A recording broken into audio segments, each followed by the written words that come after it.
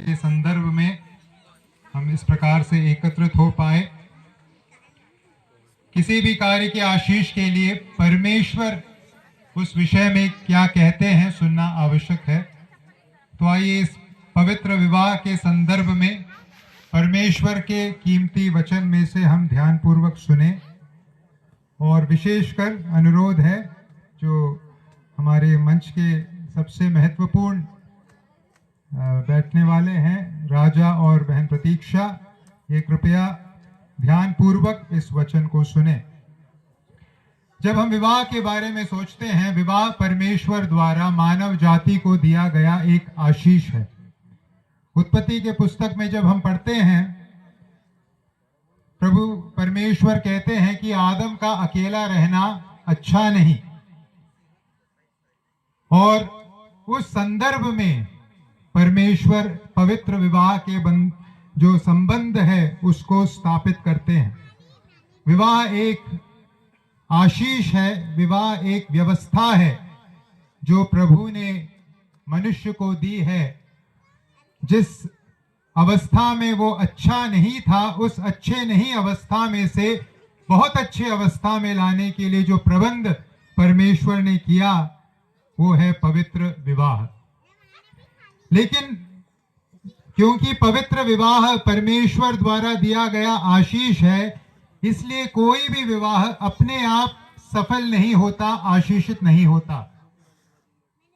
पति और पत्नी की क्या जिम्मेदारी है? परमेश्वर ने विवाह के बारे में जो सिद्धांत दिए हैं, उन सिद्धांतों को वह ध्यानपूर्वक समझें और अपने वैवाहिक जीवन में उन सिद्धांतों को लागू करें। तो आज मेरे पास जो समय दिया गया है, अपने विवाह को सफल बनाना है, वह विवाह परमेश्वर केंद्रित विवाह होना चाहिए। सफल विवाह के लिए जो पहला सिद्धांत है वो है विवाह परमेश्वर केंद्रित हो।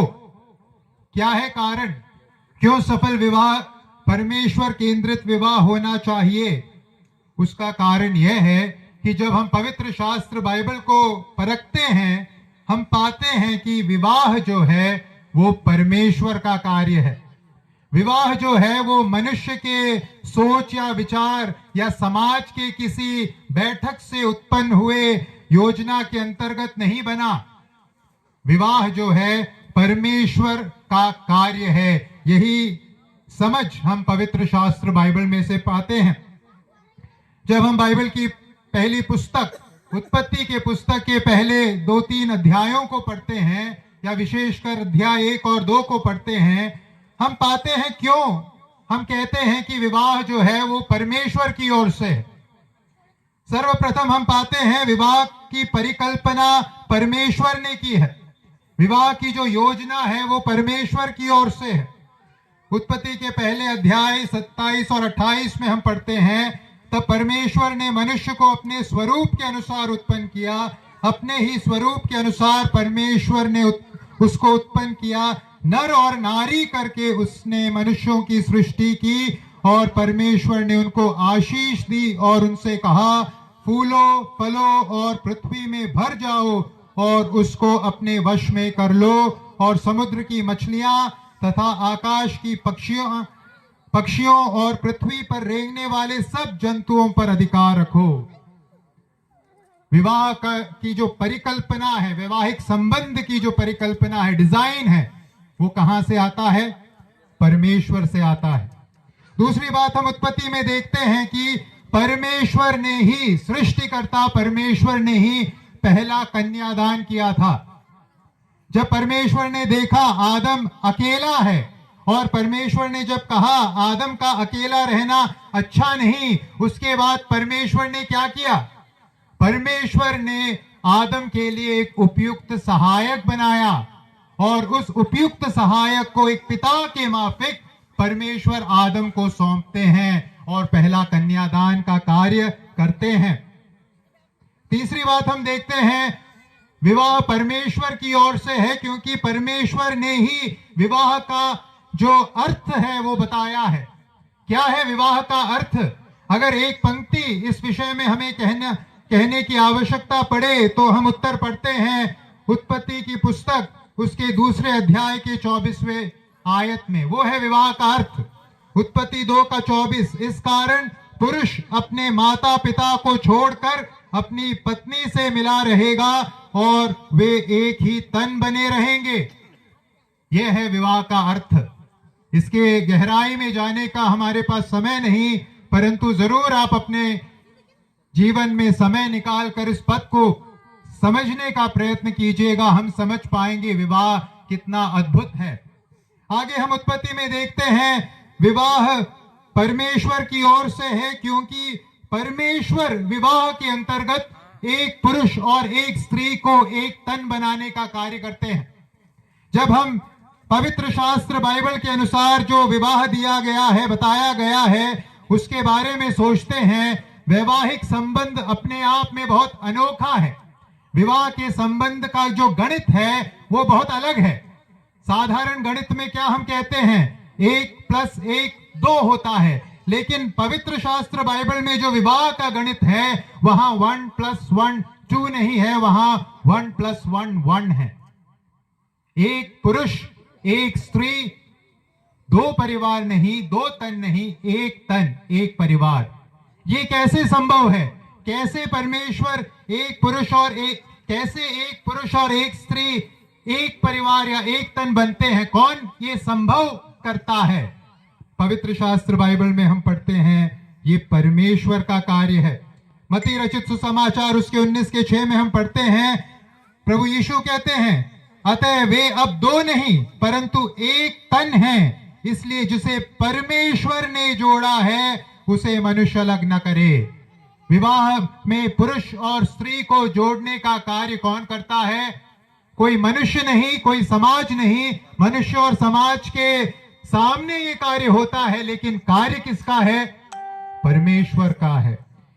हम देखते हैं आगे, परमेश्वर न केवल विवाह के अंतर्गत पुरुष और स्त्री को एक तन करके जोड़ते हैं, हम वचन में पढ़ते हैं विवाह परमेश्वर की ओर से है, क्योंकि ये जो मंच है, इस मंच का सबसे महत्वपूर्ण गेस्ट, अतिथि कौन है?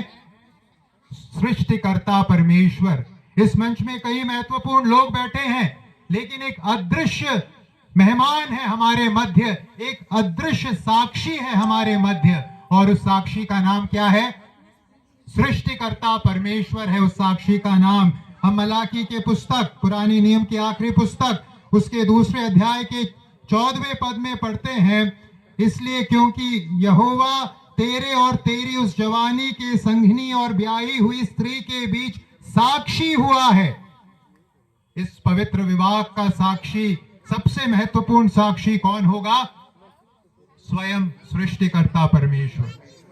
तो भाई और बहनों, सबसे पहली बात जो मैं यहाँ आपके सामने प्रस्तुत करना चाहता हूं वो यही है, विवाह परमेश्वर केंद्रित होगा तभी सफल होगा। क्योंकि जब विवाह के अलग अलग पहलुओं को हम परखते हैं, हम पाते हैं विवाह पूर्णतः परमेश्वर की ओर से। ये सब जानने के बाद अगर हम अपने वैवाहिक जीवन को बिना परमेश्वर के सफल बनाना चाहेंगे तो बिल्कुल सफल नहीं होगा। परमेश्वर को अपने वैवाहिक जीवन के केंद्र में रखना होगा। किसी ने विवाह के संबंध को एक त्रिकोण के द्वारा दर्शाया है। त्रिकोण, उस त्रिकोण के सबसे ऊपर वाले कोण में कौन है? परमेश्वर। और निचले 2 कोणों में कौन है? एक साइड पति, दूसरा साइड पत्नी। जैसे जैसे पति पत्नी परमेश्वर के साथ संबंध में आगे बढ़ेंगे, वैसे वैसे वो दोनों आपस में संबंध में आगे बढ़ेंगे। जितना हम परमेश्वर के नजदीक जाएंगे, उतने हम अपने पति या अपने पत्नी के नजदीक जाएंगे। तो आज जब भाई राजा और बहन प्रतीक्षा एक पवित्र विवाह के संबंध में प्रवेश कर रहे हैं, कृपया आप अपने वैवाहिक जीवन में परमेश्वर केंद्रित विवाह के अंतर्गत जीवन जिए, और इसी में आप अपने वैवाहिक जीवन में सफल होंगे। और एक बात जो मैं इस संदर्भ में कहना चाहूंगा, दूसरा जो सिद्धांत, विवाह न केवल परमेश्वर केंद्रित हो, परंतु विवाह परस्पर केंद्रित भी हो। एक सफल विवाह परस्पर केंद्रित विवाह होता है। जब हम बाइबल को परखते हैं, बाइबल में एक बात स्पष्ट रूप में बताई गई है, और वो है कि सबने पाप किया है और परमेश्वर की महिमा से रहित है। सबने पाप किया है और परमेश्वर की महिमा से रहित है। और पाप का एक जो खतरनाक परिणाम, जो व्यापक परिणाम हम अपने जीवन में पाते हैं, वो क्या है? पाप के चलते मैं और आप स्वार्थी बन गए हैं। पाप के चलते हम अपने ऊपर अपने ध्यान को केंद्रित रखते हैं, और कई बार वैवाहिक जीवन में जब तकलीफें आती हैं, टकराव आते हैं, उत्पन्न होते हैं, उसके पीछे का कारण यही होता है, स्वार्थ। अपने ऊपर पति अपना ध्यान केंद्रित रखता है, पत्नी अपना ध्यान अपने ऊपर केंद्रित रखती है। लेकिन जब बाइबल में हम बाइबल को सीखते हैं, हम पाते हैं विवाह स्व केंद्रित नहीं है, विवाह परस्पर केंद्रित है। विवाह के संदर्भ में बाइबल जब हम पढ़ते हैं, ये नहीं बताया गया कि पतियों तुम्हारा अधिकार क्या है। बाइबल में ये नहीं बताया गया पत्नियों तुम्हारा अधिकार क्या है, वरन बाइबल में क्या बताया गया है? पतियों तुम्हारा कर्तव्य क्या है। पत्नियों तुम्हारा कर्तव्य क्या है। जब पति अपने कर्तव्य को निभाएगा, पत्नी का अधिकार उसे मिलेगा। जब पति अपने कर्तव्य को निभाएगी, पति को उसका अधिकार मिलेगा। तो जो सफल मसीही विवाह है, वो परस्पर केंद्रित विवाह है। पति को अपनी जिम्मेदारी के विषय में सोचना है पत्नी के प्रति, पत्नी को अपनी जिम्मेदारी के विषय में सोचना है पति के प्रति। जब हम इफिसियों की पत्री पढ़ते हैं नए नियम में, वहां हम पाते हैं पतियों को क्या कहा गया है। इफिसियों की पत्री 5वें अध्याय के 25वें आयत में हम पढ़ते हैं, हे पतियों अपनी अपनी पत्नी से प्रेम रखो, जैसा मसीह ने भी कलीसिया से प्रेम करके अपने आप को उसके लिए दे दिया। पति की जिम्मेदारी है वह पत्नी से प्रेम करे और परिवार का सुसमाचार केंद्रित जीवन जिएंगे। वो भी एक दूसरे को बदलने में कामयाब होंगे। प्रभु यीशु मसीह के समानता में वो एक दूसरे को बदलेंगे। तो भाई राजा और बहन प्रतीक्षा, आज जो आप वैवाहिक जीवन में प्रवेश कर रहे हो, आपके लिए मेरी प्रार्थना यही है, इन 3 वचन के सिद्धांतों को आप अपने जीवन में लागू करें। आपका विवाह परमेश्वर केंद्रित हो, आपका वैवाहिक जीवन परस्पर केंद्रित हो, और आपका वैवाहिक जीवन सुसमाचार केंद्रित हो। और ये 3 सिद्धांत केवल इन दोनों के लिए नहीं, परंतु हम में से हर एक के लिए जो विवाह में हैं या विवाह करने वाले हैं, आइए इस सिद्धांत को जीवन में अपनाएं और एक सफल आशीषमय पारिवारिक जीवन प्रभु की महिमा के लिए बसाएं। प्रभु के नाम की महिमा हो।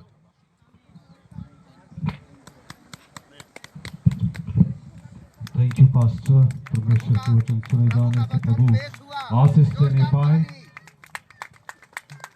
आइए हम शादी की विधि में जाएंगे और हमारे बीच में सीनियर पास्टर राम सिंह कोकड़े हैं, वो हमारे सामने आएंगे और शादी की विधि को चालू करेंगे और आगे परमेश्वर हमारी अगुवाई करें।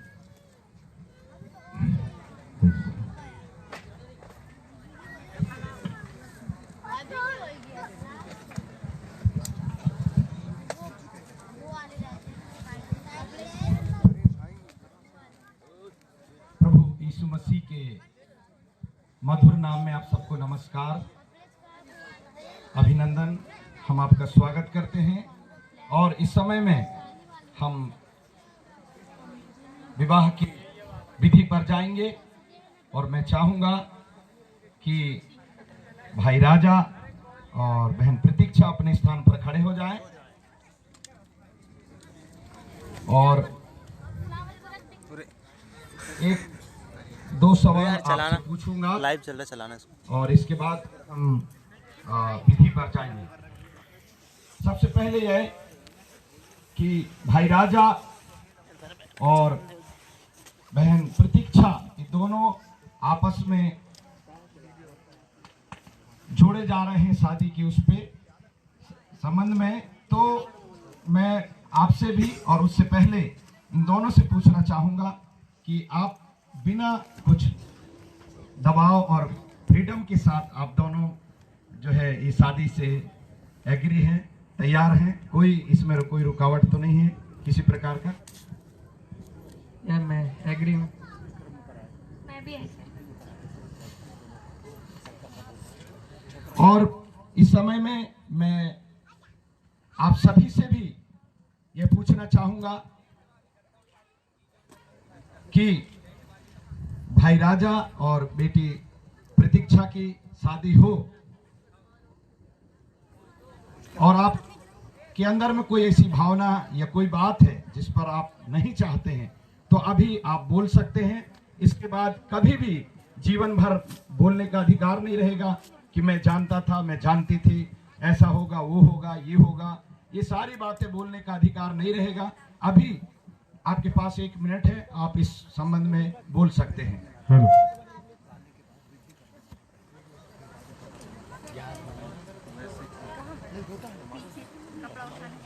आप लोग शांत हैं, इसलिए मैं विश्वास करता हूं हम एक जोरदार ताली बजा देंगे और हम विवाह की विधि पर जाएंगे। और मैं चाहूंगा सबसे पहले लड़की के माता पिता से वो कन्यादान के लिए सामने आ, और मम्मी पापा सामने आएंगे और बेटी के हाथों को हम राजा के हाथ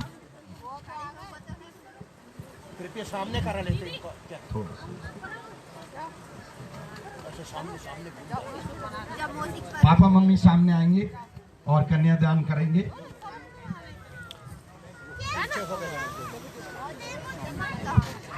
ऐसे खड़े कर देना, ऐसे सामने खड़े हो जाए, ऐसा ऐसे बोल रहे हैं। लेकिन के फकीर भैया समझा रहे हैं, ऐसे सामने खड़े होइए। वेरी गुड, बहुत अच्छा।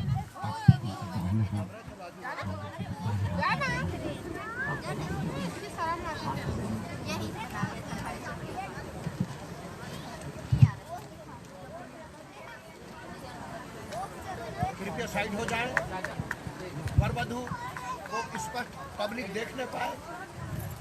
कार्यक्रम के सेवक कृपया साइड में रहे। वंडरफुल। उधर बैठ जाए ना। हाँ भाई, और है ना?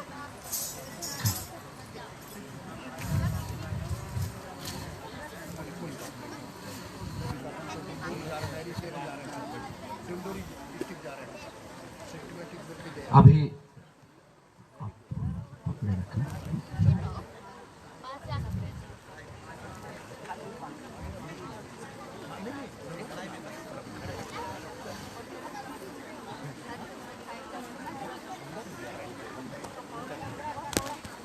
और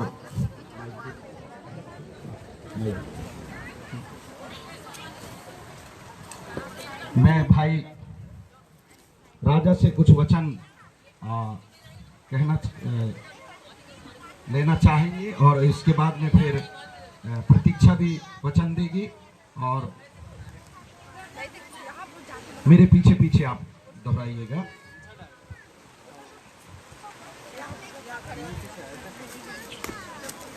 मैं राजा इस सभा के लोगों को साक्षी करके कहता हूँ कि ईश्वर के सामने और प्रभु यीशु ख्रिस्ट के नाम से मैं तुम प्रतीक्षा को अपनी विवाहिता पत्नी होने को ग्रहण करता हूँ और यह वचन देता हूँ कि दुख में और सुख में संपत्ति और दरिद्रता में रोग में और आरोग्यता में तुम्हें आज से आगे को अपने कर रखूंगा और तुमसे मिला रहूंगा और जब तक मृत्यु हम दोनों को अलग ना करे तब तक ईश्वर के पवित्र नियम के अनुसार तुमसे प्रेम रखूंगा और तुम्हारी सुधि लूंगा इसलिए इसलिए तुम्हें यह वचन देता हूँ। यह वचन देता हूँ। प्रतीक्षा।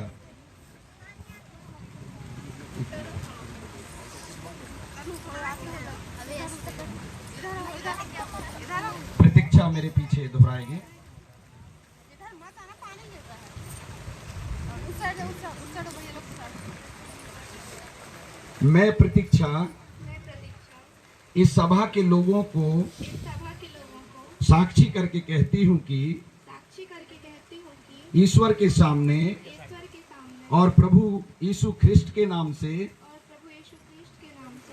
तुम राजा को अपना विवाहता पति होने को ग्रहण करती हूँ और वचन देती हूँ कि दुख में और सुख में, संपत्ति में और दरिद्रता में, रोग में और आरोग्यता में तुम्हें आज से आगे को अपना कर रखूंगी और तुमसे मिली रहूंगी, और जब तक मृत्यु हम दोनों को अलग ना करे तब तक ईश्वर के पवित्र नियम के अनुसार तुमसे प्रेम रखूंगी और तुम्हारी सुधि लूंगी। इसलिए तुम्हें यह वचन देती हूँ। जोरदार ताली बजाएंगे सब लोग।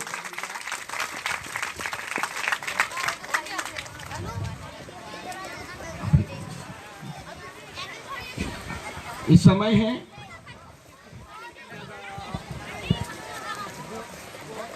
हम छल्ले के द्वारा जो है हम दोनों को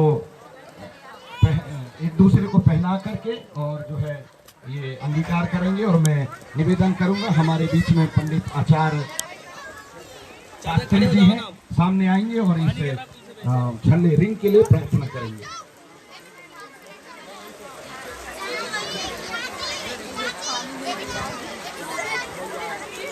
आइए प्रार्थना करें।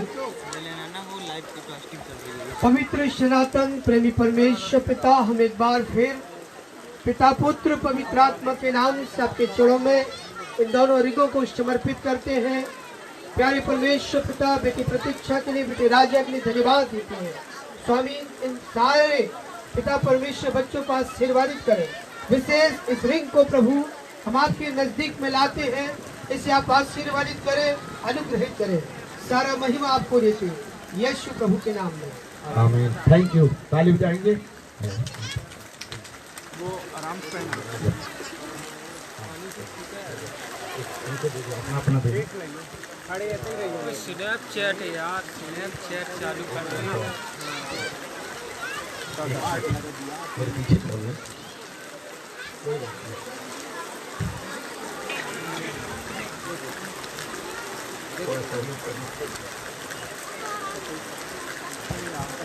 राजा मेरे पीछे बोलेंगे।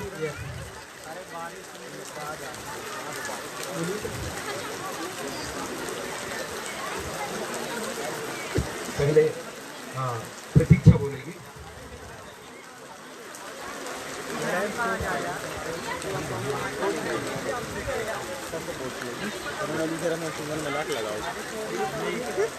लगाओ नहीं लगाओ, नहीं लगाओ, दोनों नहीं लगाओ।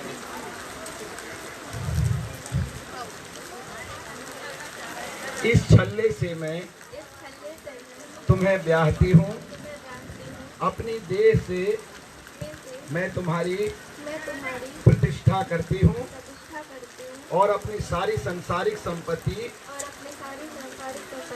तुम्हें देती हूँ। पिता पुत्र और पवित्र आत्मा के नाम से आमीन। हम जोरदार ताली बजाएंगे।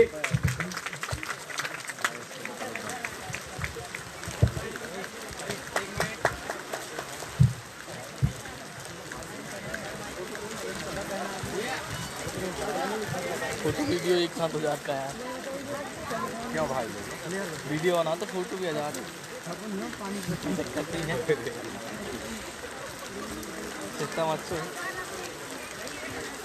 अभी भाई राजा ये फोटो राजा पहनाएंगे छल्ला और अंगूठी अंगूठी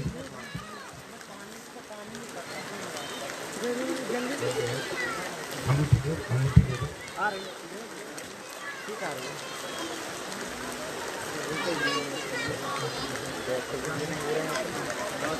केवल रखो, कोई दिक्कत नहीं है।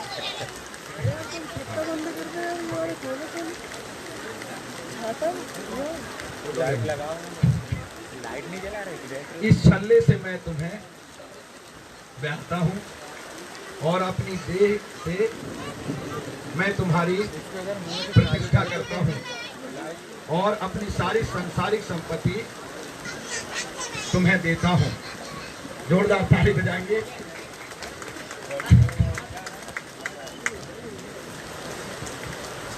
जबकि भाई राजा और प्रतीक्षा विवाह में सहमत हुए हैं और ईश्वर और इस मंडली के सामने इस बात को अंगीकार भी किया है और इस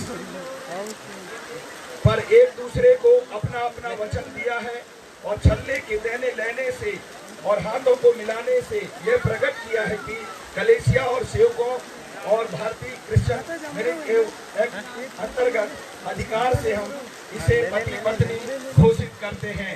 आइए हम जोरदार ताली बजाएंगे और मैं निवेदन करूंगा प्रभु के दास लोग आएंगे और इन दोनों के लिए प्रार्थना करेंगे। प्रभु के दास सभी लोग मैं चाहूंगा उनकी तरफ हाथ बढ़ाएं और विशेष हमारे बीच में पनरिया गुरु जी हैं, वो सामने आएंगे और उनके ऊपर हाथ रख करके और हम प्रार्थना करेंगे। हम फोटो कहाँ पीछे रे, लेकिन रे अभी तो दे जाए।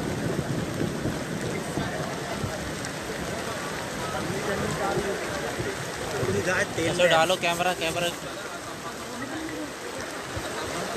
बचाओ।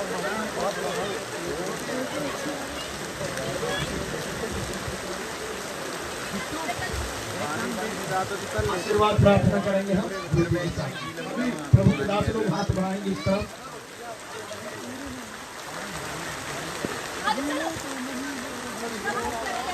Hallelujah hallelujah hallelujah. धन्यवाद इतने प्यारे परमेश्वर पिता परमेश्वर जी, आपके वचन के द्वारा होने में प्रभु जी आपने कहा परमेश्वर पिता फूल और फल उस सागर में भर जाओ। प्रभु आपकी आशीष प्रभु जी लेकर जिसके शादी बेटी के साथ में हमेशा बनी रहे प्रभु जी। आपने जोड़ा परमेश्वर एक साथ। ताली बजाइए, जोरदार ताली बजा दीजिए भाई थोड़ा बड़ा। दोनों दोनों फोटो वाले कहाँ चले गए? काटो काटो, साथ में काटो ना।